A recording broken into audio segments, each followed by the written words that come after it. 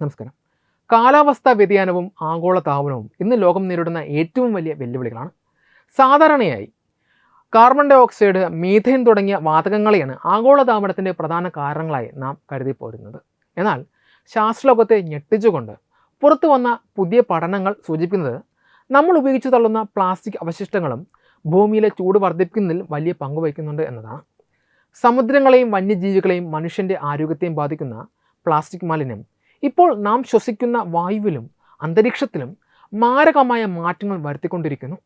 ചൈനയിലെയും അമേരിക്കയിലെയും ഗവേഷകർ സംയുക്തമായി നടത്തിയ പഠനത്തിൽ അന്തരീക്ഷത്തിലെ മൈക്രോ പ്ലാസ്റ്റിക് കണികകൾ സൂര്യപ്രകാശത്തെ ആഗിരണം ചെയ്യുകയും അതുവഴി ഭൂമിയുടെ താപനില ഉയർത്താൻ കാരണമാവുകയും ചെയ്യുന്നുണ്ട് എന്ന് കണ്ടെത്തിയിരിക്കുന്നു. പ്ലാസ്റ്റിക് മാലിന്യങ്ങൾ കാലക്രമേണ സൂര്യപ്രകാശമേറ്റും കാറ്റടിച്ചും പൊടിഞ്ഞ് അങ്ങേറ്റം സൂക്ഷ്മമായ കണികകളായി മാറുന്നു. ഇത്തരത്തിൽ രൂപപ്പെടുന്ന നാനോ പ്ലാസ്റ്റിക്കുകളും മൈക്രോ പ്ലാസ്റ്റിക്കുകളും വായുപ്രവാഹത്തിലൂടെ അന്തരീക്ഷത്തിൻ്റെ വിവിധ അടരുകളിലേക്ക് എത്തുന്നു. നേരത്തെ കരുതിയിരുന്നത് വെളുത്ത നിറത്തിലുള്ള പ്ലാസ്റ്റിക് കണികകൾ സൂര്യപ്രകാശത്തെ പ്രതിഫലിക്കുന്നത് വഴി താപനില കുറയ്ക്കാൻ സഹായിക്കും എന്നതാണ്. എന്നാൽ പുതിയ പഠനങ്ങൾ വ്യക്തമാക്കുന്നത് അന്തരീക്ഷത്തിലുള്ള ഭൂരിഭാഗം പ്ലാസ്റ്റിക് കണികകളും നിറമുള്ളവയാണ് എന്നും അവ ചൂടിനെ കെണിയിലാക്കി നിർത്തുന്ന ഹീറ്റ് ട്രാപ്പിംഗ് പ്രഭാവം ഉണ്ടാക്കുന്നു എന്നുമാണ്. ഷാങ്ഹായിലെ ഫുഡാൻ സർവകലാശാലയിലെ ഗവേഷകരുടെ അഭിപ്രായത്തിൽ അന്തരീക്ഷത്തിലെ പ്ലാസ്റ്റിക് മലിനീകരണം ഒരു അദൃശ്യ ഭീഷണി വളർന്നു കഴിഞ്ഞു. ഈ കണ്ടെത്തലിൻ്റെ പശ്ചാത്തലത്തിൽ ആഗോള കാലാവസ്ഥാ മാതൃകകൾ പുതുക്കേണ്ടത് അനിവാര്യമായി തീർന്നിരിക്കുന്നു. അന്തരീക്ഷത്തിലെ ബ്ലാക്ക് കാർബൺ ഉണ്ടാക്കുന്ന താപപ്രഭാവത്തിൻ്റെ ഏകദേശം 16.2% ആഘാതം പ്ലാസ്റ്റിക് കണികകൾ ഉണ്ടാക്കുന്നുണ്ട് എന്നാണ് ശാസ്ത്രീയമായ കണക്കുകൾ സൂചിപ്പിക്കുന്നത്. ആഗോളതലത്തിൽ നോക്കുമ്പോൾ ഇത് വളരെ ചെറിയ തോതാണ് എന്ന് തോന്നാമെങ്കിലും പ്ലാസ്റ്റിക് മലിനീകരണം കൂടുതലുള്ള പസഫിക് സമുദ്രം പോലുള്ള മേഖലകളിൽ ഇതിൻ്റെ പ്രത്യേകത വളരെ ഭയാനകമാണ്. അത്തരം പ്രദേശങ്ങളിൽ ബ്ലാക്ക് കാർബണിനേക്കാൾ 4 ഇരട്ടിയിലധികം വേഗത്തിൽ ചൂട് വർദ്ധിപ്പിക്കാൻ ഈ പ്ലാസ്റ്റിക് കണികകൾക്ക് സാധിക്കും.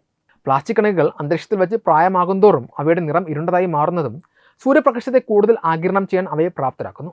ഇത് പ്രാദേശികമായ കാലാവസ്ഥാ വ്യതിയാനങ്ങൾക്കും അന്തരീക്ഷത്തിലെ ഹോട്ട്സ്പോട്ടുകൾ രൂപപ്പെടുന്നതിനും കാരണമാകുന്നു. പ്രകൃതിക്ഷോഭങ്ങളും ചുഴലിക്കാറ്റുകളും ഈ പ്രതിസന്ധിയെ രൂക്ഷമാക്കുന്നുണ്ട്.